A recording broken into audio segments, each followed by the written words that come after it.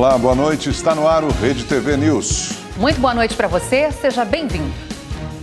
Operação em comunidade do Rio de Janeiro termina com 8 suspeitos mortos. O principal alvo desta operação era um traficante que ainda não foi preso. E hoje no Rede TV News você vai ver também. Motorista embriagado atropela e mata ciclista de 17 anos em São Paulo. Ele teve a prisão preventiva decretada. Em Fortaleza, mais um jovem é morto. A vítima foi atingida por tiros a caminho da escola. Vamos falar também sobre os rumos da pandemia. Cientistas acreditam que logo o Brasil vai viver a endemia da Covid-19.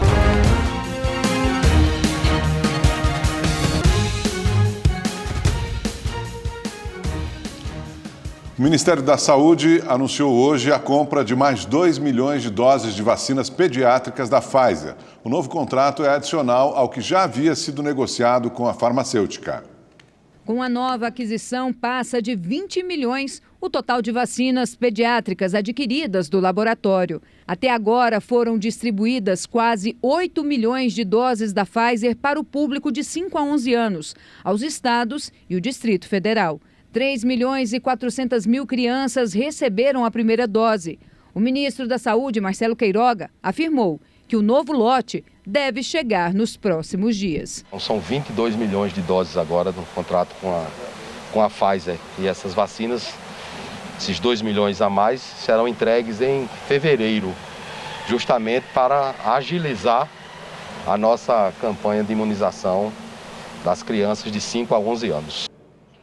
O Banco Central divulgou hoje o Índice de Atividade Econômica, que é considerado uma prévia do PIB, o Produto Interno Bruto do país. Segundo a instituição, a economia brasileira registrou um crescimento de 4,5% no ano passado, resultado que é melhor do que o que aconteceu em 2020, quando o PIB sofreu uma queda de 4%. O índice oficial do PIB, que é a soma de todos os bens e serviços produzidos no país, vai ser divulgado somente no dia 4 de março pelo Instituto Brasileiro de Geografia e Estatística, o IBGE. E para este ano de 2022, a expectativa para a economia brasileira não é otimista. Assunto para nossa comentarista de economia, Salete Lemos. Boa noite, Salete. Boa noite, Augusto. Milena, boa noite a você que nos prestigia com sua audiência aqui no Rede TV News.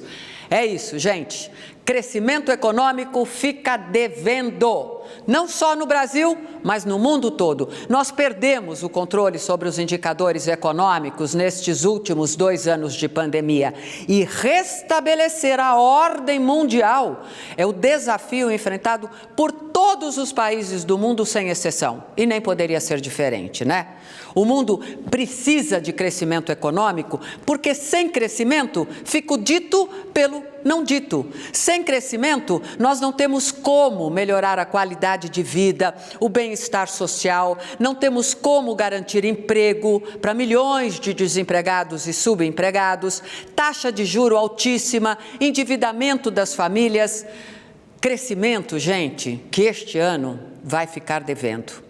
Principalmente por causa do descontrole de preços, taxa de juro e inflação, claro, que não para de subir aqui no mundo. Nesta semana, por exemplo, você viu, nós tivemos o IPCA mês passado, janeiro. Quanto foi? 0,54%, altíssima a inflação de janeiro. Só que a alta foi ainda maior, talvez você não saiba. Nos Estados Unidos, nos Estados Unidos a inflação de janeiro foi de 0,6%, gente. Se no Brasil a inflação está em 10% ao ano, nos Estados Unidos está em 7,5%. Essa alta da inflação dos preços no mundo todo, com descontrole também das contas públicas, explicam as projeções que dizem, neste ano, a economia do mundo inteiro vai ser pior do que no ano passado. Projeções que podem ainda piorar um pouco mais caso tenhamos a invasão dos russos na Ucrânia. Acompanhamos. De olho. Eu volto na próxima sexta-feira. Até lá e não deixe de aproveitar o seu final de semana. O ministro da Saúde, Marcelo Queiroga, já disse que o caráter de pandemia da Covid-19 pode ser rebaixado para a endemia no Brasil até o fim deste trimestre. E com a mudança, as medidas restritivas devem diminuir e a vida pode voltar praticamente à normalidade. Nesse restaurante de São Paulo, quase todas as mesas estavam cheias na hora do almoço. Sorte do dono, que está empolgado depois da fase mais restritiva da pandemia. Para a gente é uma alegria, uma satisfação, né? Tá podendo reencontrar clientes, embora a gente ainda esteja longe do período pré-pandemia, né? Os clientes também comemoram. A vida normal, né? Acho que do novo normal, né? A gente poder confraternizar e voltar a curtir um pouquinho mais do que ficar só trancafiado dentro de casa.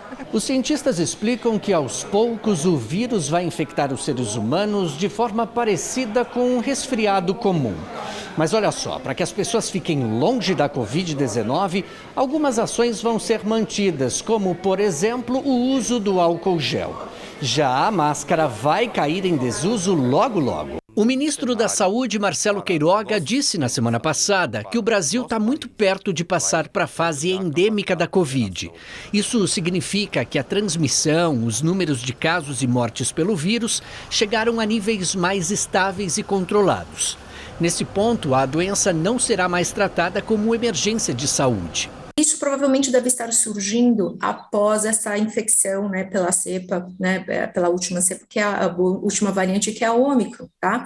E isso vem conferindo uma imunidade dada pela doença, ou seja, quem foi infectado, e isso pode garantir uma certa estabilidade, provavelmente. Antes do Brasil, países como o Reino Unido, França, Espanha e Dinamarca já anunciaram que em breve não irão mais tratar a Covid-19 como uma pandemia. Esperamos atingir, né, a proteção de boa parte da população para que a gente possa ficar mais tranquilo e possa ser considerado, né, um número estável de casos, né, para que a gente possa vivenciar agora uma nova fase, uma outra fase. A esperança é assim, as pessoas mais confiantes para poder sair, frequentando os lugares, né?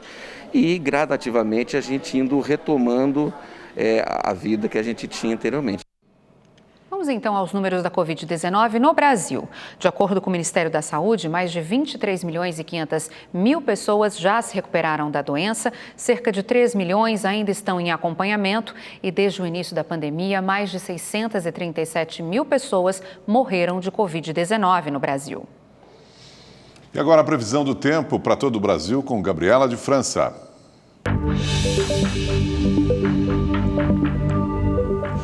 Olá, boa noite para todo mundo. Olha, conforme avisamos ontem aqui no Rede TV News, os temporais atingiram grande parte do Brasil, até mesmo áreas do interior do Nordeste, como a gente vê aqui nas imagens, lá de Salgueiro, que fica no sertão de Pernambuco.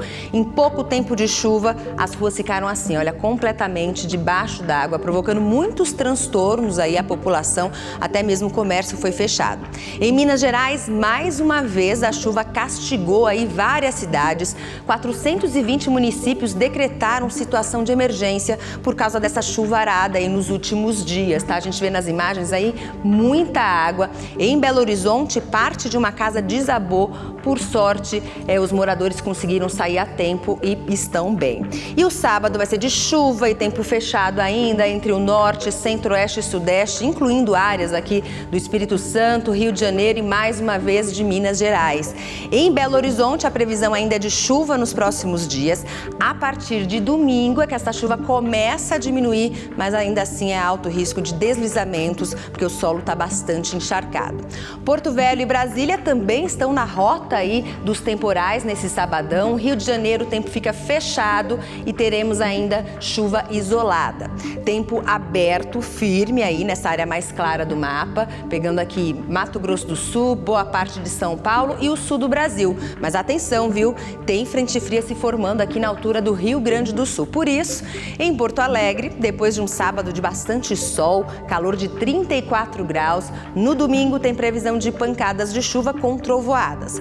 Agora a gente vai lá para a capital paulista, onde o sábado o tempo fica ainda um pouco mais encoberto, no máximo chance aí de uma chuva muito isolada. No domingo o sol volta a aparecer, as temperaturas entram em elevação e a semana vai começar com bastante sol e calor. Na costa leste do Nordeste vai dar praia esse final de semana, tá? Temperatura temperaturas acima dos 30 graus e sol o dia todo. Eu fico por aqui, um ótimo final de semana para você. A gente se vê amanhã aqui no Rede TV News. Até lá. Tchau, tchau. Um ciclista de 17 anos morreu depois de ter sido atropelado por um carro na noite de ontem, na zona oeste de São Paulo. O motorista admitiu que havia ingerido bebida alcoólica. Ele foi preso em flagrante, teve a prisão preventiva decretada pela Justiça. O acidente aconteceu por volta das 11 da noite. Claudemir Cauã dos Santos Queiroz voltava do trabalho nessa bicicleta quando foi atropelado. Segundo informações da Polícia Militar, o veículo atingiu o ciclista, arrastou o jovem por mais de 100 metros, invadiu a pista contrária e parou apenas na faixa de ônibus. O carro ficou com o vidro danificado e com o airbag acionado. Logo após o acidente, uma pessoa filmou o condutor ainda no banco do motorista. O empresário Rafael Maurício Moraes Diniz, que dirigia um carro de luxo, foi preso. O empresário de 39 anos se recusou a fazer o exame de bafômetro, mas admitiu que bebeu antes de dirigir. Segundo a polícia, ele está com a carteira de habilitação suspensa desde junho do ano passado por embriaguez ao volante. Policiais que foram ao local relataram que o autor do atropelamento tinha sinais visíveis de embriaguez. O boletim de ocorrência registrou homicídio culposo. Claudemir Cauã dos Santos Queiroz tinha 17 anos e trabalhava como entregador. O pai contou que o rapaz era casado e tinha um filho recém-nascido. Ele estava no trabalho, trabalhando como entregador aí, como muitos jovens estão aí trabalhando, né? Ele agora pai recém-nascido filho dele, né? Então ele estava querendo dar o sustento também para o filho dele. Rafael Maurício Moraes Diniz passou hoje por uma audiência de custódia e teve a prisão preventiva decretada pela Justiça. Se condenado, poderá pegar uma pena de 5 a 8 anos de prisão. Não desejo mal para ele não, só desejo que ele pague o que ele fez, só isso que eu quero. Mal nenhum, que ele pague pelo que ele fez. Se for preso, pague preso, né? Tire os anos dele e quando ele sair, ele revê, né, os passos dele, tudo isso que ele fez aí. Em Fortaleza, um estudante de 16 anos foi morto a tiros a caminho da escola. Segundo testemunhas, Eric Juan da Silva foi abordado por 2 homens em uma moto. Um dos suspeitos desceu da motocicleta, atirou contra a vítima e fugiu. A motivação do crime é ainda investigada. Até agora, ninguém foi preso. Um torcedor do Corinthians foi agredido durante uma abordagem policial. A confusão começou antes da partida do time paulista contra o Mirassol, na Arena Corinthians, zona leste da capital paulista. Nas imagens é possível ver que o torcedor chega a desmaiar durante as agressões do policial militar. Mesmo desacordado, o homem tem o braço torcido e o PM usa o joelho no pescoço para imobilizá-lo. Toda a ação foi registrada pela torcida. Um inquérito policial foi instaurado e o PM afastado das atividades. Ainda em São Paulo, uma briga numa estação de trem assustou os passageiros. 2 homens discutem. Um deles é policial militar, que está à paisana.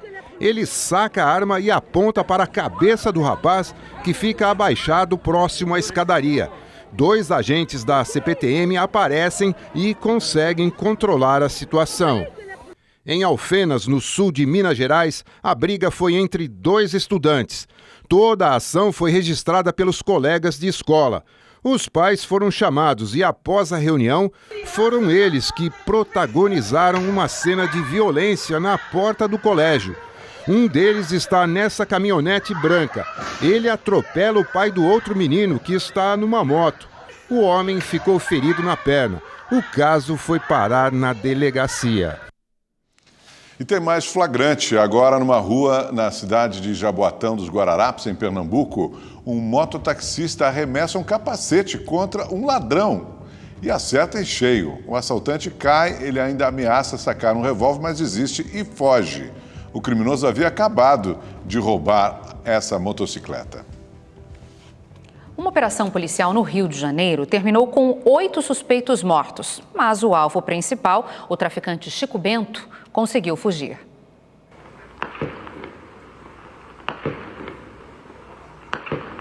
Foi assim que a sexta-feira começou na Vila Cruzeiro. A comunidade, que faz parte do Complexo da Penha, na zona norte do Rio, acordou com tiros, carros blindados e pessoas mortas. Os suspeitos, que estavam transportando essas sacolas com mais de 70 quilos de pasta básica de droga, reagiram à entrada dos policiais. Houve um intenso tiroteio e 8 criminosos morreram. Resolveram partir para a guerra, atiraram contra as forças de segurança e tiveram ali que repelir essa injusta agressão, vindo a óbito 8 criminosos porque estavam com fuzis e atacando o próprio Estado. Ataca a polícia, ataca o Estado. Os policiais apreenderam ainda maconha, armas, granadas e cargas roubadas. Um homem foi preso em flagrante. Motos e carros usados pelos traficantes dentro da comunidade também foram apreendidos. A operação foi uma ação integrada entre os serviços de inteligência das polícias militar e rodoviária federal e tinha como objetivo cumprir mandados de prisão contra traficantes da comunidade do Jacarezinho, que fugiram de lá depois da ocupação policial do programa Cidade Integrada há quase um mês. Eles também seriam os responsáveis por vários roubos de cargas nas principais vias do Rio, região metropolitana e Baixada Fluminense. A Polícia Rodoviária Federal tinha muito dado sobre isso, de alguns roubos em rodovias federais que estavam indo para essas comunidades, tanto do Complexo do Alemão, tanto com a favela do Jacarezinho. Então nós fizemos essa ação exatamente com o objetivo também de prender roubadores de carga. De acordo com as investigações, o chefe da quadrilha é o traficante Adriano Souza de Freitas, o Chico Bento. Ele seria também um dos líderes da maior facção criminosa do estado e há muito tempo é procurado pela polícia carioca. Por causa do tiroteio, 17 escolas não abriram e postos de saúde suspenderam as atividades externas. Infelizmente, na primeira semana de aula, a gente tem que lidar com 16 escolas fechadas naquela região, porém, a ação desses marginais exige que nós façamos esse tipo de intervenção. Ainda no Rio de Janeiro, policiais ligados ao Comando de Operações Especiais que invadiram e furtaram objetos de uma casa foram identificados e afastados das ruas.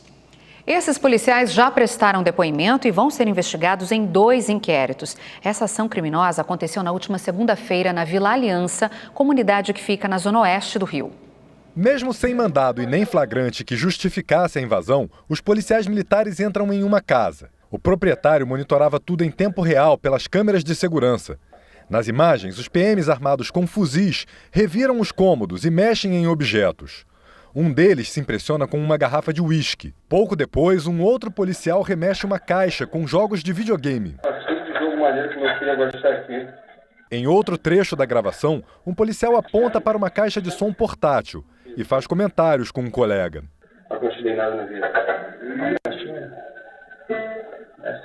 Outro agente ironiza uma garrafa que já estava aberta. Depois de alguns minutos, fora do alcance da câmera, outro policial chama um colega para verificar a geladeira. Antes de sair, os agentes fazem mais comentários sobre os produtos da geladeira. O morador levou as imagens à corregedoria da corporação. Ele contou que, além da caixa de som, os PMs levaram 1 quilo de carne, 8 caixinhas de água de coco e um perfume, e que decidiu instalar as câmeras depois de ter a casa revirada por policiais em outras 10 ocasiões. 3 agentes que aparecem nas imagens já foram identificados, afastados das ruas e transferidos. Eles vão ser investigados pelas polícias civil e militar.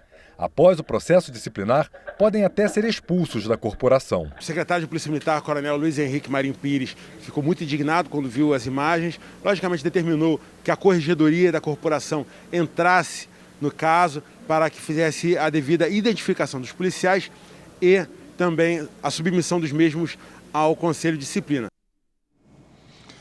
Em Belo Horizonte, 11 pessoas, entre elas uma menor de idade, foram parar na delegacia suspeitas de aplicar o golpe do falso emprego.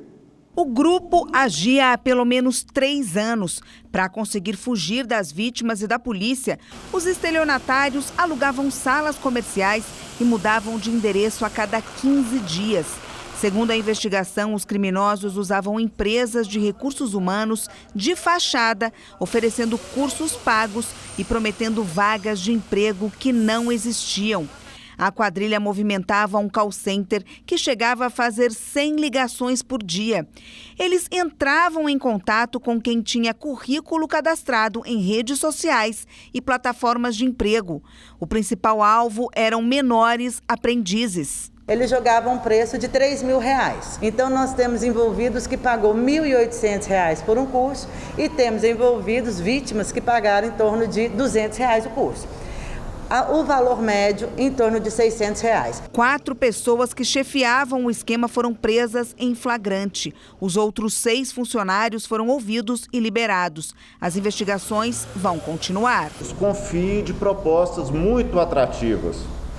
Vagas de trabalho muito bem remuneradas, obtidas de forma simples,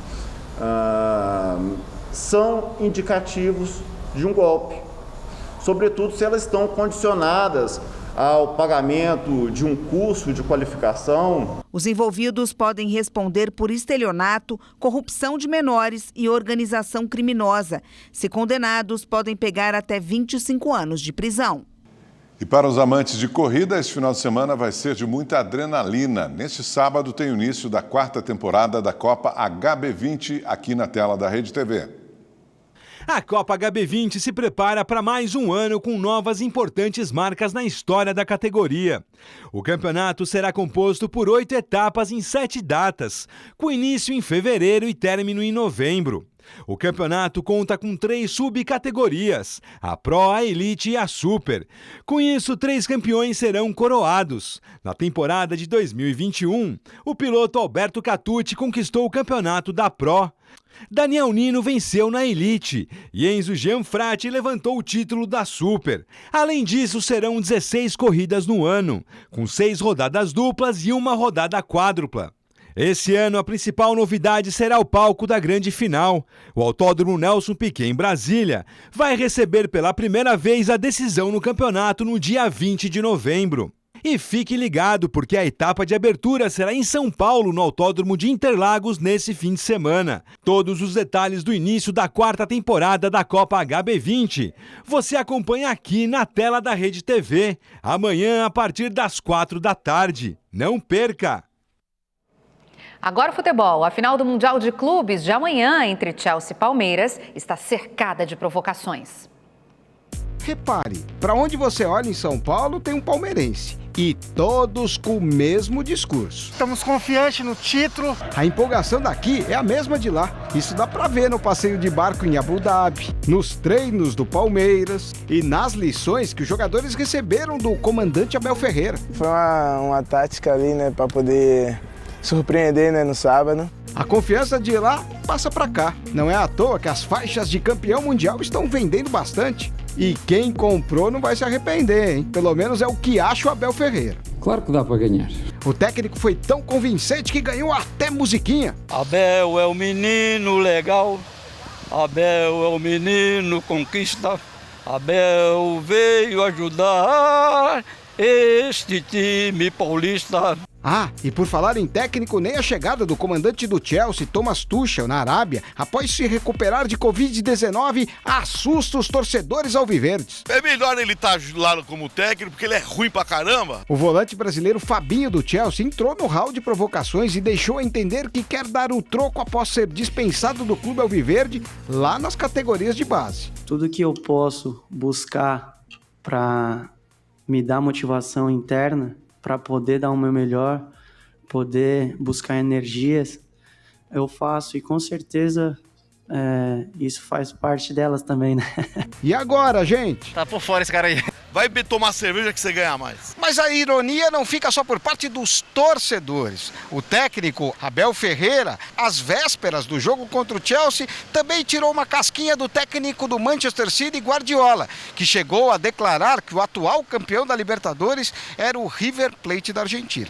Sei que o posso fazer, convido a ver o jogo e a conhecer o Palmeiras, e faço aqui um convite se algum dia ele puder almoçar ou jantar comigo para poder trocar umas bolas, a ver se eu aprendi alguma coisa. Enquanto eles estão cantando, a gente está levantando o título. E caso aconteça, a nova versão já está pronta, hein? O Palmeiras não tem mais rival, o Palmeiras não tem mais rival, ganhará a base no profissional. O Rede TV News fica por aqui, uma ótima noite para você. Obrigada pela sua companhia, boa noite, bom fim de semana.